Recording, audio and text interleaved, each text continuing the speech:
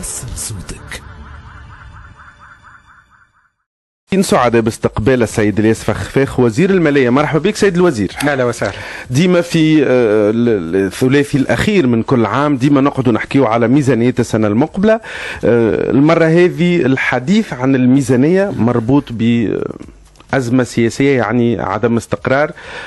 معناتها مقلقتك الحكاية هذه أنه كل يوم ناس تحكي حكومات حكومة جديدة وزراء، وانت في نفس الوقت يلزمك تركز على ميزانية جديدة. معناتها هل هي مصدر إزعاج ولا مصدر تعطيل في نوع من العمل اللي تقوموا به؟ طبعا ما تنجم تكون كان مصدر إزعاج، لأنه يعني احنا نعتمدوا بيانات ومؤشرات متاع النمو الاقتصادي. الميزان الاقتصادي هو اللي يحدد الميزانية، وقت اللي المرحلة مروا مرحلة فيها أزمة سياسية اللي تخلق نوع من الضبابية للاستثمار وللتصدير ولكل المحركات متاع الاقتصاد، يكون الميزانية تقعد هي بيدها في ضبابية وتقعد صعب الاتجاه الاخير. ومع هذا ما يلزمناش احنا الدوله مستمره، الدوله تواصل تعمل في حسب الرزنامه، تحضر في الميزانيه متاعها. نجم تقول كملنا اليوم مازالوا كيلكو زاربيتراج مع بعض الوزارات، وان شاء الله في مؤخر الاسبوع القادم باش نعملوا مجلس وطني الجباية لتقديم احكام القانون الماليه. تم عرض الملامح الاولى نتاع الميزانيه في مجلس وزراء، والهدف هو احترام الرزنامة متاعنا ونعطيوها في بداية شهر نوفمبر إلى المجلس الوطني التأسيسي. وهذا ديما الوضع احنا ديجا في وضع ماهوش عادي. احنا الانتقال الديمقراطي بيدو صعب ان تعمل برنامج على 4 سنين، وكل حكومه تجي ما تعرفش روحها باش تقعد عام. تعمل ميزانيه ما هياش ممتده من منوال تنميه ولا من مخطط بتاع 5 سنين، هذا يخلق صعوبه. وبعد زيد عليه كل الامور اللي هي الضغوطات الخارجيه. اليوم عندنا الازمه نتاع اوروبا والانعكاسات نتاعها، وهذا تخلينا نوع من معناتها لا بريفيزيون صعيبه. لي بري نتاع الحبوب وبتاع كل ما نوردوه ولا الغاز والا الباريل نفس الشيء، وانتم ما تعرفوا الوضع نتاع البريسيون والارتفاع نتاع الاسعار هذه. وتزيدها الداخلي اللي هو العمليه الانتقاليه اللي توالت، والوضع المتأزم هذا كله يخلي انه الميزانيه وتحضيرها ما يكونش في الهدوء وما يكونش حسب مخطط طويل المدى. ومع هذا احنا نحاولوا نقدموا، نحاولوا نركزوا، ونحاولوا نقربوا اقرب شيء للواقع، ونحاولوا ناخذوا الاجراءات اللي هي لازمه واي حكومه يلزمها تاخذها في وقت من الاوقات. هو سيد الوزير يقول لك هذه مع تصحيح انها ليست ميزانيه ضمن مخطط، ولهنا صعوبه كبيره. يعني ما صارش مخطط خماسي والميزانيه تعرف روحها ميزانيه وبعدها ميزانيه، معناتها ما نجمتوش تخدموا هكا. لذلك كانت دائما الميزانيه معناتها اشكاليتها هي بعض الموارد، سد العجز، معناتها حلول وقتيه المؤقته الذي طال. معناتها ما نحكيش تو سياسيا، ما نحكي حلول وقتيه اللي المفروض عام عامين ونلقى الحلول الجذريه. انتم لقيتوا روحكم مضطرين ديما في الحلول الوقتيه للموارد اللي تنجم تكون معناتها حلول تاثر معناتها احيانا على قدره الاستهلاك ولا على العمله. شوف الميزانيه فيها زوج جوانب. فما الجوانب اللي يلزمها اصلاحات هيكليه، مثلا لتطوير موارد الجبايه اللي هي الميزانيه بتاعنا معتمده من ناحيه الموارد الذاتيه على 70% من الموارد الجبائيه. هذه ما يجيش باجراءات ظرفيه، يجي باصلاح هيكلي اللي انطلقنا فيه، اللي شرعنا فيه، واللي التشخيص صار، وتوا ماشيين في تحديد الاصلاحات اللي باش تاخذوا على 3 ولا 4 سنين. تونس بدو كتبت نهار اثنين تونسي بطل العالم في التهرب الضريبي. معناتها ما نعرفش بطل العالم ولا، اما جوستيس كبيره في اما الحقيقه معناتها كارثي العداله، النقص في العداله الجبائيه. وهذا معناتها مش يخلق نوع من اي معناتها يضيع على الدوله، بخلاف العداله يضيع على الدوله مئات المليارات سنويا. يضيع التهرب الجبائي تهرب كبير. ومن بعد النقص في العداله الجبائيه وقت اللي نشوفوا اللي معناتها اقل من 500 شركه يدخلونا 40% من الجبايه، وقت اللي نشوفوا قريب ال 400,000 يجيبوا لنا اقل من 0.3% من الجبايه. 400,000 معناتها كونتريبيوابل. وقت اللي نشوفوا اللي الجبايه المباشره جايه ب 80% من الاجور معناتها من الجبايه على المداخيل، معناتها كل ما هو مداخيل من عقارات ولا مداخيل من الارباح التجاريه ولا الغير تجاريه تجيب لنا كان في 17%. معناتها الكل على الاول. هذايا فما وضع ما هواش عادي في البلاد، وهذا يلزم يتصلح. اما التصليح نتاعو ما يجيش في عام، يجيب اصلاح شامل فيه ما هو تشريعي وفيه ما هو اصلاح في الاداره الجبائيه. هذا اللي حبيت نقول لك، لانه الجبايه هي معناتها 50 سنه كانت ديما العصا التي يضرب بها، معناتها هذا نتاعنا هذا مش نتاعنا. الجبايه كانت ديما العصا الغليظه اللي يركع به رجال الاعمال. احنا الحمد لله ان شاء الله خرجنا من المرحله هذه. احنا توا في اطار شفاف تام، معناتها نحاولوا نقوموا بكل ما نعملوه سواء كان في الاصلاح. احنا عندنا 5 شهور توا نختموا بعمليه تشاركيه الناس كل تشارك فيها في الفرق العمل، وحتى تحضير القانون الماليه. احنا مش نستدعيو مجلس وطني للجبايه اللي فيه ممثلين على كل المنظمات والجمعيات المهنيه والوزارات، وباش نستدعي حتى خبراء باش نتقاسموا معهم. اما في نفس الوقت نقول الميزانيه باش تبدلها هيكليا يلزم اجراء هيكلي باش تبدلوا. من بعد فما حوايج اللي هما في الظرف اللي تعدينا به منذ 2010 النفقات طلعوا بصفة رهيبة، رهيبة. معناتها تزادونا 7000 مليار تقسمهم 2001 تقسمهم على 3، 2011 2300، 2012 2300 و2013 2300. هذوما 7500 مليار تزادونا في الأجور وفي نفقات الدعم. هذوما وانا ماذا بيا نعطيك اي خبير تجيبه وتستدعيه اساله السؤال هذا. هال 7000 مليار في الظرف اللي تعدينا به كنا نجموا نعملوا؟ ماذا كنا نفعل؟ فما حاجتين، يا تقول انا الاجور والانتدابات في الوظيفه العموميه وتحسين المسار المهني وكل الترقيات اللي صارت وتعزيز الامن وتعزيز وكل المنح اللي صارت في التربيه وفي الداخليه، هذوما الكل انا نقول لا ما نعملش. معناتها قامت ثوره وثوره ولا مو ثوره انا ما نزيد وتشوف تعرف الوضع نتاع الاعتصامات واللي ما زال ما كانش ممكن. دونك هذوما حوايج تزادوا لك 3000 مليار تزادوا لك في حجم الاجور. راهي ماش حاجه 3000 مليار يعني تزادوا لك 15% من الميزانيه. الدعم عندك دعم كان 1500 مليار تزادوا له 4000 مليار. 4500 هذوما كل عام كيف 1300 ببري يتزادوا من 2011 و2012 و2013. تزامنت الثورة مع زيادة في سعر البرميل، مع نقص في الانتاج لأنه احنا بينا الانتاج متاعنا قاعد ينقص، ما اكتشفناش آبار جديدة، مع استهلاك زاد. هذوما الثلاثة معناتها الثلاثة حوايج خلاو اللي حجم الدعم كبر برشا. شنو نعملوا؟ يا اما نثقلوه على المواطن تصير زيادة في البرميل، أنا ليتر ليسونس نرجعها بديناري.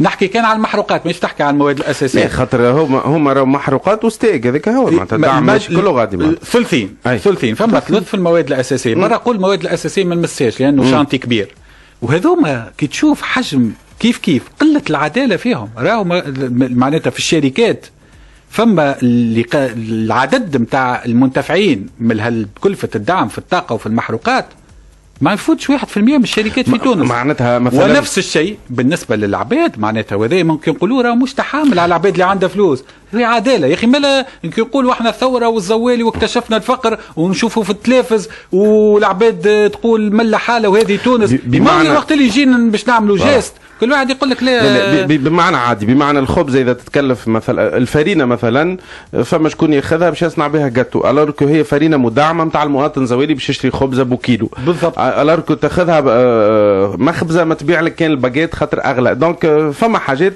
اما مثلا تنجم تكون حكايه الليزينغ اللي باش يوليو خضر مثلا باش يوليو مثلا كرهب الليزينغ يدفعوا ايسونس اكثر مثلا تعملوهم لانه في شركه. لا ليش الليزينغ باش يدفعوا اكثر؟ نعرفش منين خرجت نتاع شركات.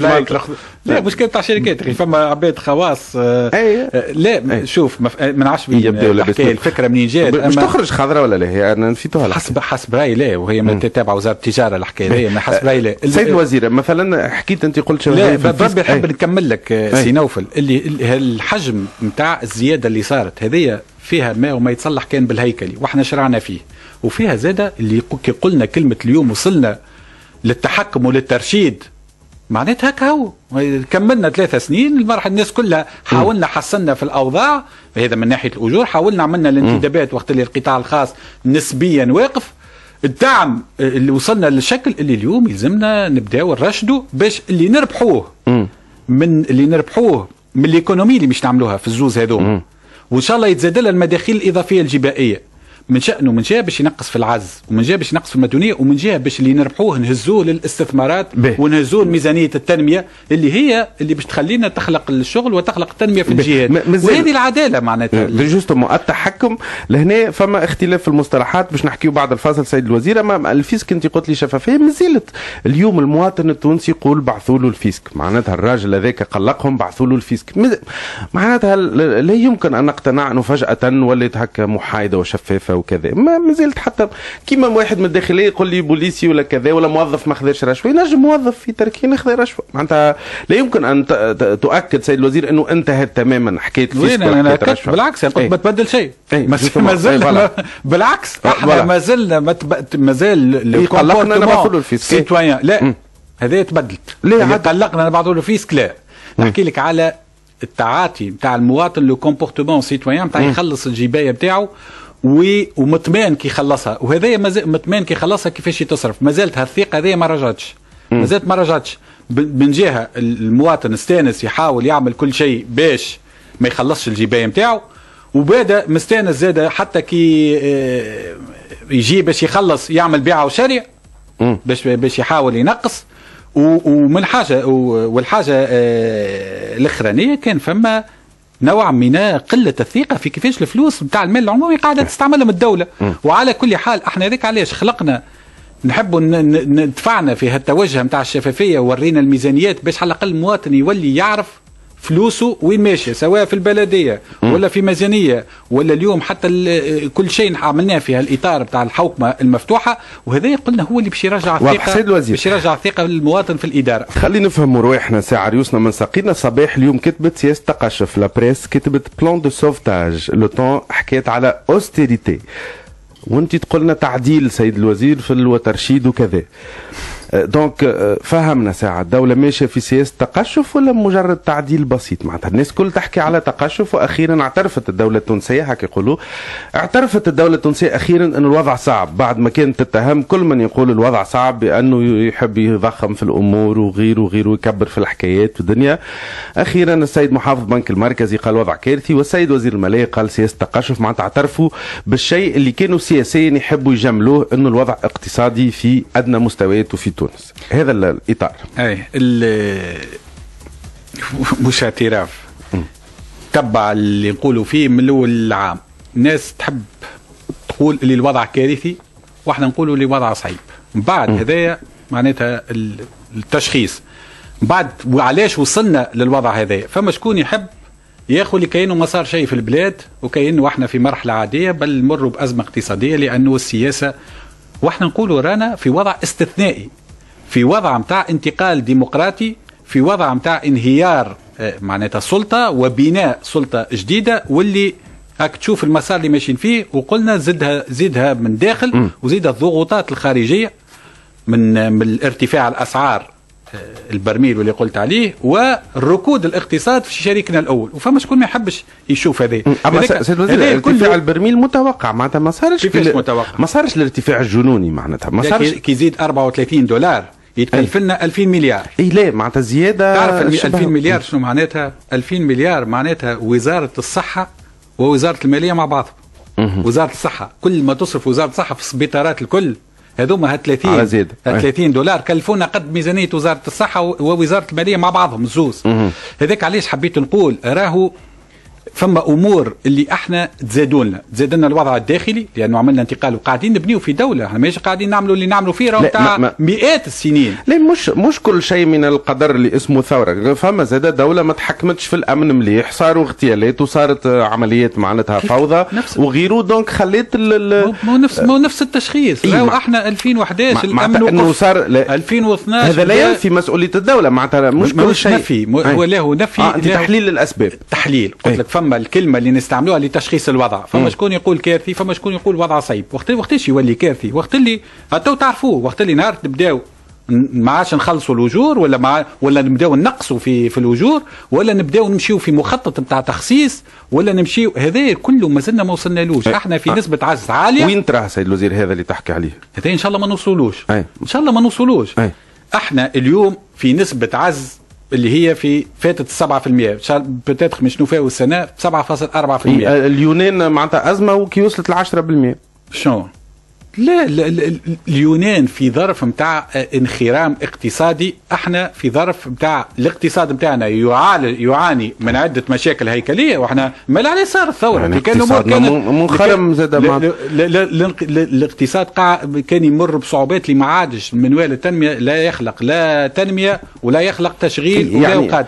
هل نسبه 7% معناتها هل هي اللي تنبئ عاليه؟ عاليه برشا. معناتها تجاوزنا على تنبئ بالخطر معناتها. احنا ايش قلنا احنا في مرحله صعبه ومرحله كي تطوال المرحله الانتقاليه وتتزاد عليها ازمات سياسيه، ندخلوا في مناطق نتاع خطر، لانه تنجم التداين يزيد يعلى، ينجم ما عادش تلقى شكون يداينك لانه ما عندوش وضوح.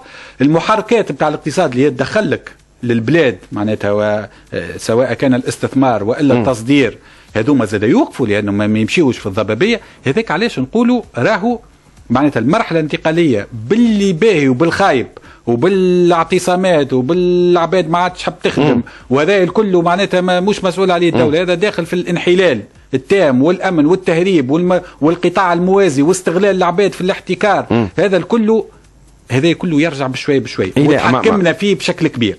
وين كنا وين اصبحنا في كل شيء. هناك احيانا خطوه الامام خطوه الاراء، مثلا من ناحيه الامن. به سيد الوزير عملنا ولك عملتوا مثلا الميزانيه، كنتوا تعرفوا الظروف هذه الكل، نسبه النمو 4.5 من بعد ولات 4 من بعد 3.6 طبعا. اليوم ممكن توصل العام في 3%، معناتها حتى في الظروف معناتها عملنا الوقت اللي عملتوا الميزانيه تعرفوا اللي الثوره كذا، يعني تنبأتوا حسب الوضع. لا ما نعرفوش. انت كعملت انت ميزانيه لا معناتها عملت ميزانيه في الظروف المضطربه. شوف وتوقعت 4.5، اليوم كي باش توصل العام ب 3%، معناتها ينجم يكون فشل في وصول النسبه. فما ما هو داخلي وفما ما هو خارجي. في الداخلي انت كي تعمل عملت صارت الميزانيه في اواخر سنه نتاع 2012 كنا نعتبر اللي باش نمشيو في انتخابات في جوان 2013 كنا نتصوروا اللي المناخ رغم اللي كان فيه تشنج اما ما كانش فيه لا اغتيالات سياسيه ولا تبديل حكومات.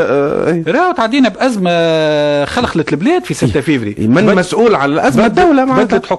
اذا مش وزاره الماليه وزاره الداخليه. اذا مش وزاره الداخليه مسؤول على الدوله الانتقال الديمقراطي اللي مارين به. فما تجاذب سياسي، فما مسؤوليه بتاع الدوله بتاع الحكومه، فما مسؤوليه اللي هي داخله في الاطار العام، فما التعطيل من برا. يا اخي احنا وحدنا. فما سيد الوزير ما يحبش المسار هذا ينجح. فما من الداخل ومن الخارج. ولكن سيد الوزير انت قلت وقت اللي تعمل في الميزانيه لم تتوقع انه يصير اغتيال سياسي لانه ليس في الثقافه التونسيه. اليوم صار اغتيال سياسي معناتها شو حبيت نقول من المذنب في الاضطرابات هذه معناتها واللي ضر السياحه لانه حبينا نرجعوا زاد المستوى 2010. وهذا انت اللي اعتمدناها ما احنا لي زيبوتيز بتاع السياحه بتاع الفلاحه هذوما ما مشاوش كما حبينا. الصناعه مشات في مستوى اللي حبيناه. كل ما هو سيرفيس مشى كما حبيناه. في نفس الوقت عندك اوروبا كل 3 شهور نقص في المستوى نتاع هي بيدها متعديه بازمه وبمرحله خروج من الازمه وطالت مرحله خروج من الازمه لانه من 2010 وقول من 2008 الازمه كل عام يقولوا وكهو فينا وهو كل عام هم ينقصوا. وشوف المؤشرات تاع التنميه راجعوهم مرتين في مارس وفي ابريل. يعني كل هذا الداخلي والخارجي والقطاعي يخلي اللي احنا خفضنا من 4% الى 3.5%. وكما قلت راهو المناخ السياسي راهو في تونس التوا كل معناتها الترقيم السيادي نتاعنا العدم الثقه نتاع المستثمرين رغم اللي ما هوش كارثي معناتها الاستثمار نتاعنا سواء كان الخارجي والا الداخلي فات نسبة سنة 2012 ماناش في ركود بتاع استثمار اما ماهوش في التطلعات نتاعنا. لأنه سنة 2012 اما كي نشوف المالية لا ريزيليونس معناتها نتاع الاقتصاد بتاعنا بعد ما خرجنا من أزمة نتاع مارس ودخلنا في نسبيا وضع من شيء من الهدوء وبدات نشوفه في المرحلة الانتقالية باش توفى ببعض التحركات في من هذاك من مارس لجوان سواء كان في المؤسسات المالية والا كان في المستثمرين واحنا عملنا ملتقيات معناتها ردود الفعل ايجابيه بل اكثر من ايجابيه. يقول لك تونس وخاصه وقت اللي يقارنوا بالشيء اللي صاير في البلدان منطقه الربيع العربي. تونس يقول لك هذه البلاد اللي يلزمني اما الاخر يلزمني جميز معناتها جي بزوان دان سيت دانفستيسمون. فما تونس وفما تونس معناتها بالمقومات نتاعها وخاصه اللي نحسوا اللي باش ننجحوا في الانتقال الديمقراطي. جاتنا الازمه وللاسف نتاع الاغتيال نتاع الشهيد البراهمي الله يرحمه، اللي عمل زوز ازمات عملهم في وسط العام وسط العام. كاين رجعنا لنقطة الصفر. دوك فات العام 8 شهور واحنا نعالجوا في الازمات، والازمات السياسية للاسف الانعكاس نتاعها على الاقتصاد وخاصة الوضوح. المستثمر ما يستثمرش في الوضوح رغم اللي فما ثقه راهو. اي معناتها سيد وزير الماليه في مجلس وزاري معناتها ما تقولش لزملائك الوزراء السياسيين شوفوا لي حلول خلي نخدم على روحي. معناتها حتى سيد رئيس الحكومه سيد وزير معناتها الوزراء السياسيين خليوني نخدم القاو حل للاضطراب اللي شهدته البلاد. سيد وزير الداخليه وفر لي الامن خلي نخدم. خاطر ما نقول له معناتها انت اللي ديما ضحيه الوزراء الاخرين. لا بالعكس من ناحيه المسؤوليه. المسؤوليه شو لانه تبارك الله عليه اللي على عمل زوز اغتيالات وواحده في العام وواحده في وسط العام معناتها كانه كيما اللي تور نتاع نيويورك ضربه يمشي ينهار العام. احنا نشوفوا اللي ضربوا اما ما نشوفوش اللي تفاديناه الكل. معناتها والسيد وزير الداخليه يقول اللي كان ينجم يصير وكان ينجم يصير واقعا. احنا اللي صار كبير لتونس معناتها زوز اغتيالات معناتها حاجه مانيش مستانسين بها. اما المخطط الكل اللي كان معناتها تونس لانه تعدات بانفلات راهو في 2011 ما نعرفوش تدخل وش خرج بالبلاد هذيا معناتها. وتوا معناتها رجعت الفاعليه نتاع الامن ورجعت التحكم وضرب هالعباد اللي كانت معناتها موجهه لتونس. وللاسف احنا معناتها في عوض وحدنا معناتها هالمخطط هذا اللي يستهدف تونس فرقنا. وهذا ان شاء الله نرجعوا الناس الكل ونعاودوا العباد ترجع تخدم مع بعضها. اللي حبيت نقول راهو الحكومه كلها من منطق المسؤوليه كل واحد في قطاعه متحس اكثر من اللازم لانه ماذا بيه ينجح القطاع نتاعو ماذا بيه تنجح البلاد. اما اليوم كلنا مع بعضنا يلزمنا نوصلوا اول حاجه لحل الخروج من الازمه.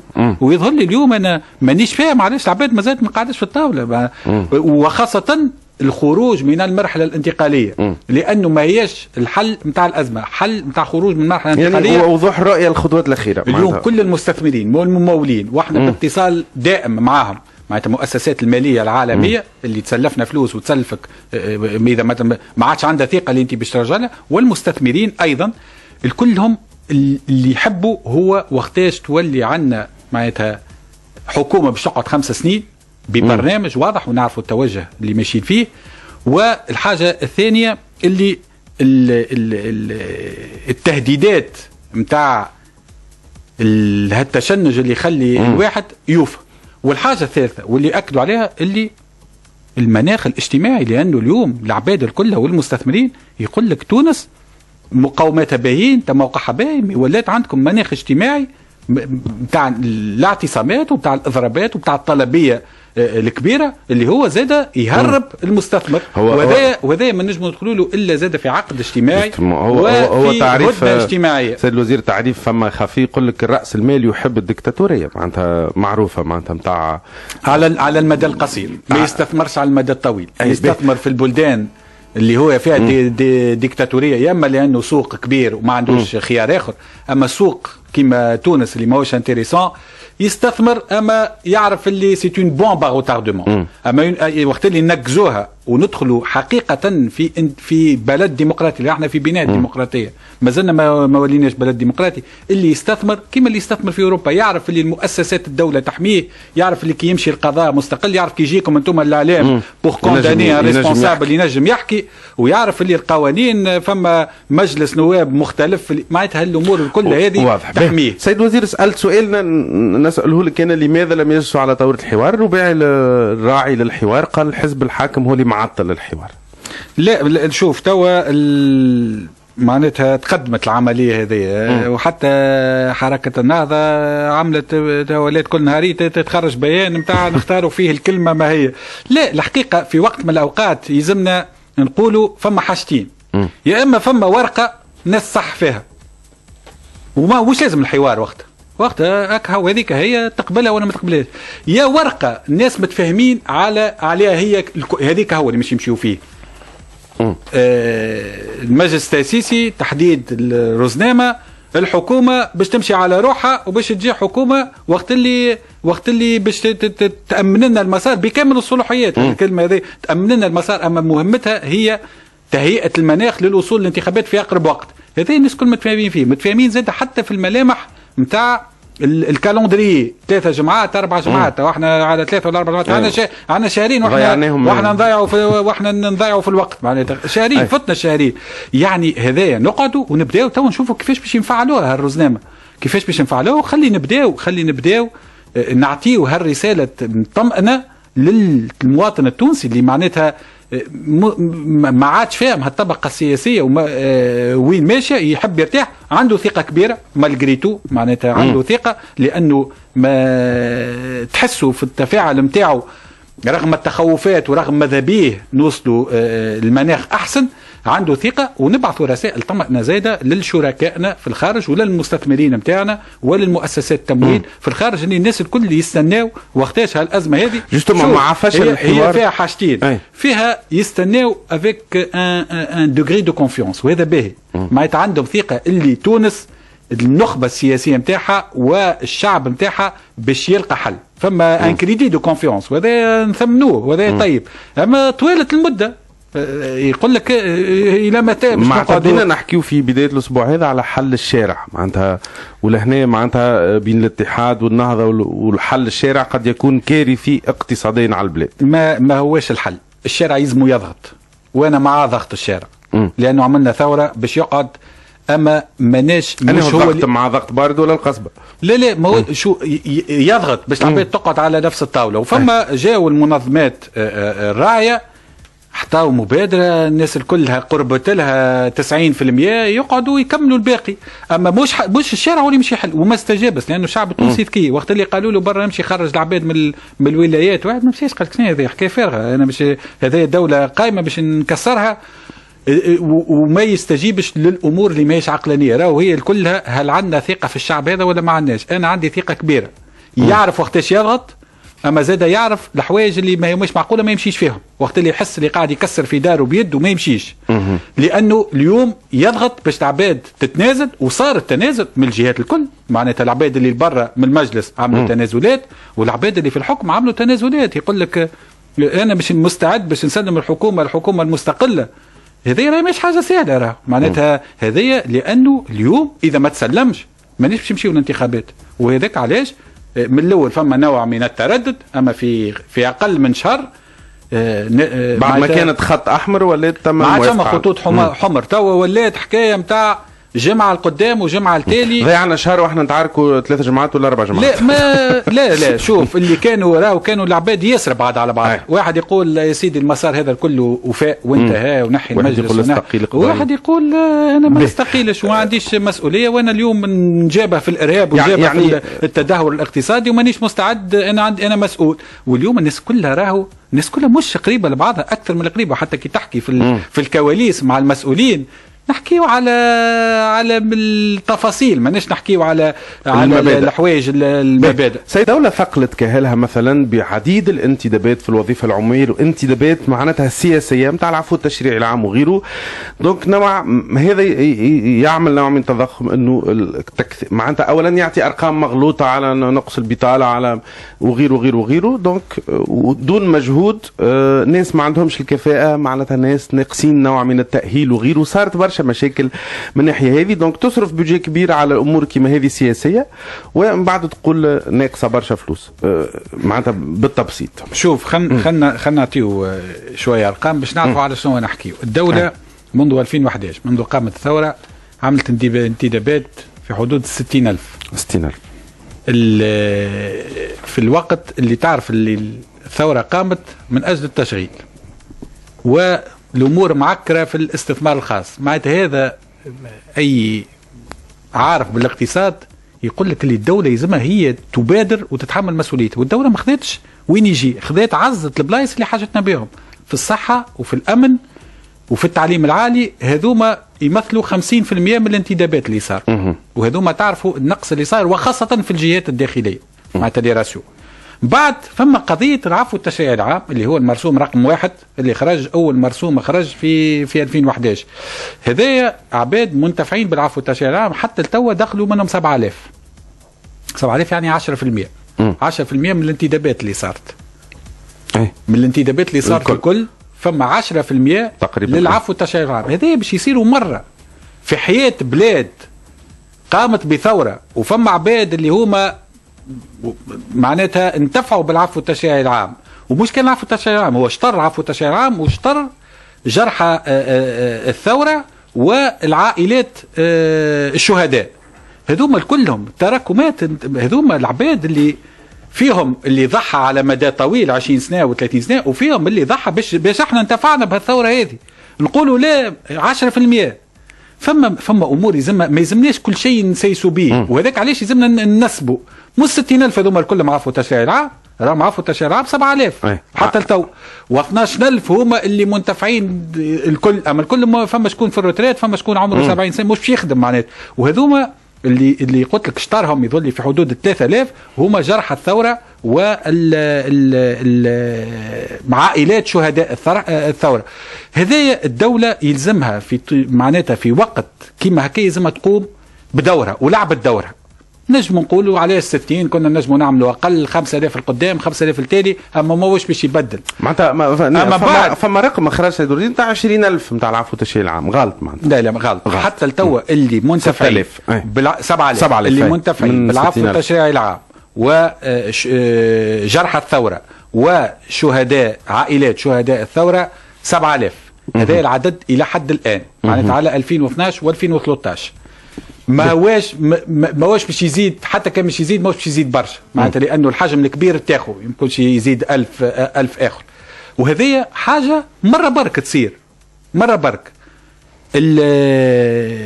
بعد الزيادات اللي صارت 70 دينار والترقيات، ولانه المسارات الكل العباد كانت مظلومه، العباد تم تصحيح في الوظيفه العموميه، كانت فما تراكمات. وانتم تعرفوا معناتها البلاد وقفت لانه الوظيفه العموميه كل يوم فما ضربات.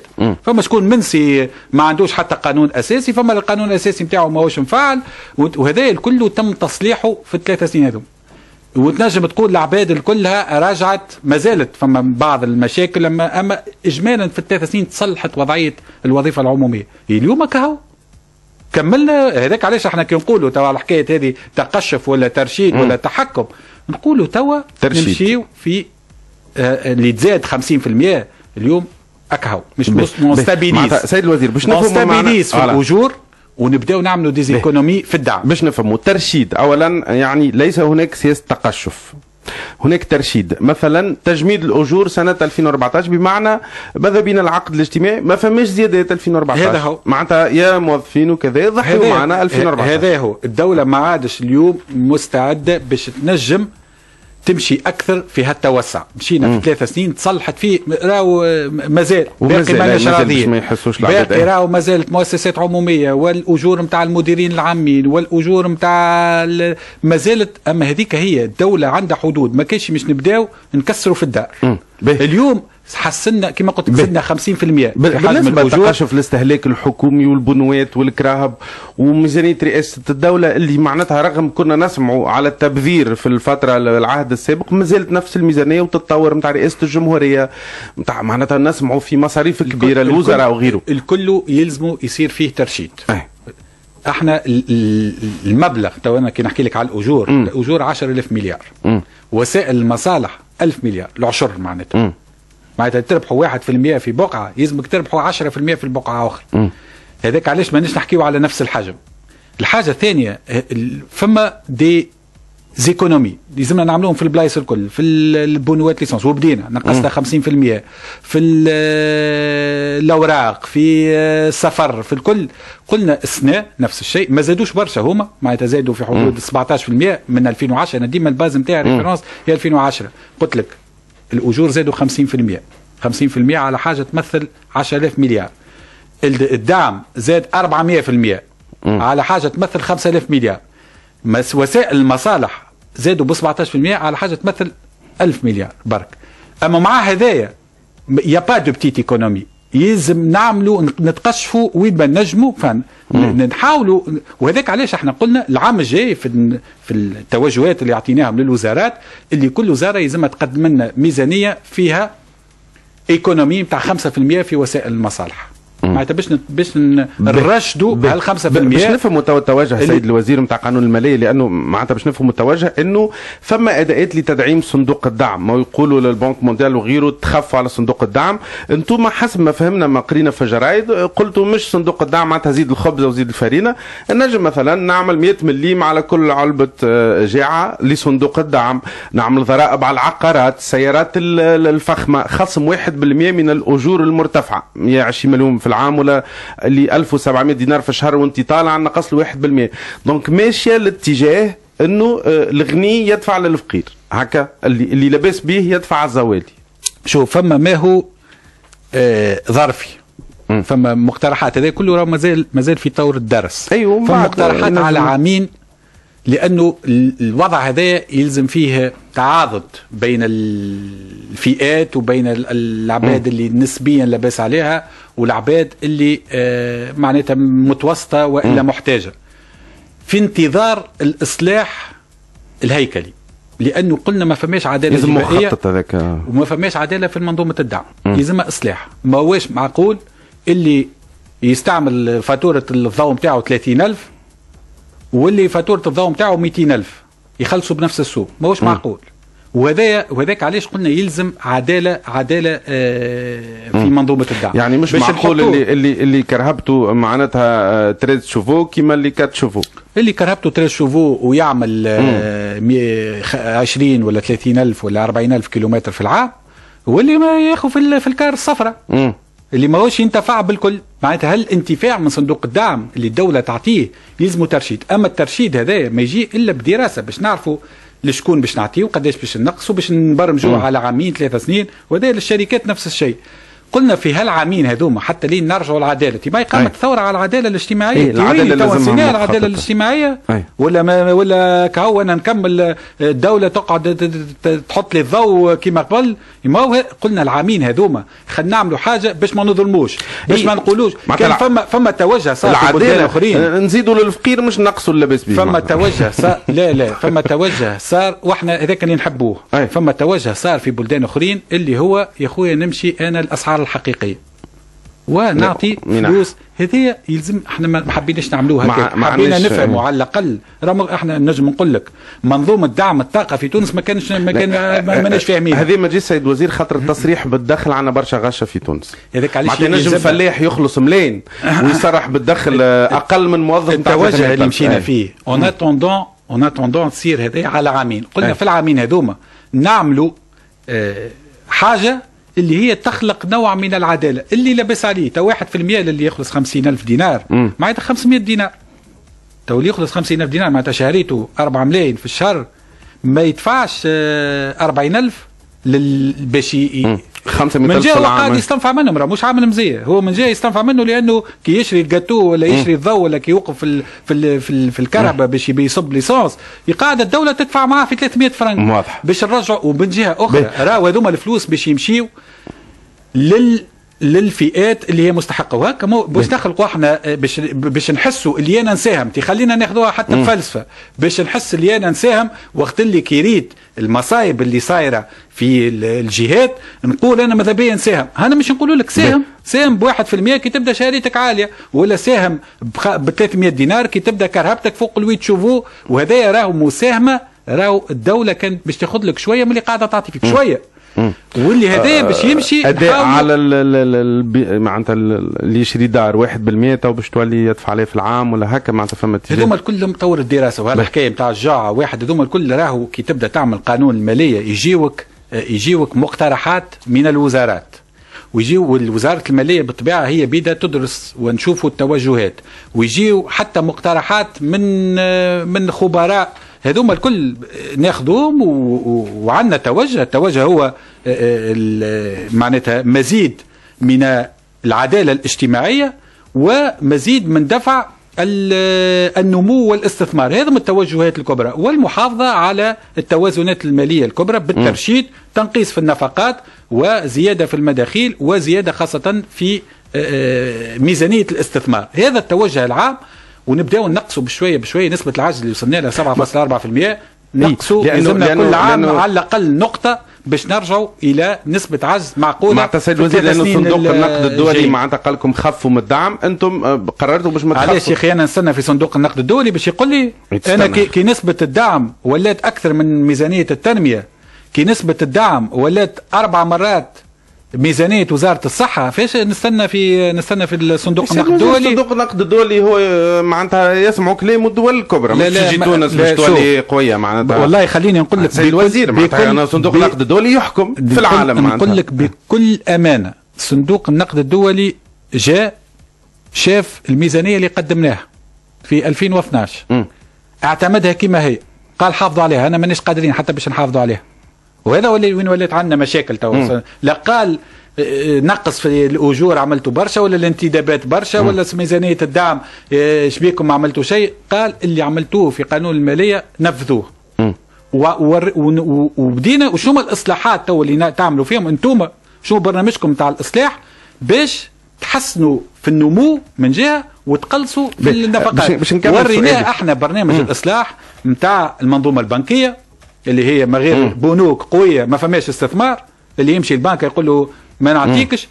وريناه اللي مش نصلحوا منظومه الجبائيه، وريناه اللي باش نصلحوا منظومه الدعم. هذا مشاريعنا نحن. سيد الوزير هو اعتمدهم، اعطاه فكره اخرى، اما في نفس الوقت اللي هي نقاش صار، واليوم هذا لازم ما غير صندوق ما غير من صندوق مازال دقيقتين نحب نقول معناتها تدعيم صندوق الدعم مش باش يكون تزيدوا في الخبز وتزيدوا في الليسانس، بل من خلال الاجراءات هذه نتاع اللي يستهلك اكثر هو اللي يدفع على الزوالي. فما اولويات معناتها ماشي اتجاهات هكا، هذا الاتجاه. فما اولويات اليوم ثلثين الطاقه والمحروقات، ثلثين 3000 مليار ماشيين الحكايه هذه. قلنا الاخرين 1600 مليار و300 مليار نتاع المواد الاساسيه قلنا خليهم، خلي من هذاك دوسي اصعب ودوسي كومبليكي والتبديل اصعب، خلينا ناخذوا هذوما. بديت وزاره الصناعه تخدم على الشركات. فما شركات اليوم انت كان بحذاك المدير العام تاع ستيك فسر لك راه ما نجموش نواصلوا هكا، ورانا كان نواصلوا هكايا ماهوش باش يحث الشركات هذه اللي هي عايشه بالدعم باش تمشي تستثمر في الكوينرجي. فما حتى عباد معناتها ناس معناتها قلنا كي نخلقوا العداله بين الفئات اللي هو ماهوش راهو تحمل على العباد اللي لاباس عليها العداله، راهو العداله وهما مستعدين. مثلا 2014 نجم حسب ما نفهم فما تجميد الاجور، فما زيادات، اما ينجم يكون فما زيادات في الليسانس زاده اذا البرميل قعد كما توقعتوه. احنا توا قاعدين ندرسوا في مخطط كامل فيه قلت لك عمل كبير تقوم فيه وزاره الصناعه، تقيم به وزاره الصناعه باش نشوفوا قداش نجموا نعملوا ايكونومي بترشيد هالكونسوماسيون في الشركات معناتها اللي يخلص. ونفس الشيء بالنسبه للمحروقات قاعدين نشوفوا شنو الاليه اللي تخلينا نخفضوا بطاقات الدعم. شنو هي اليوم يحكيوا الناس؟ ما نعرفش الناس يحكيوا اليوم اللي الناس شكونهم الناس المواقع الالكترونيه. هذا عاد كان السورس بتاعك المواقع الالكترونيه.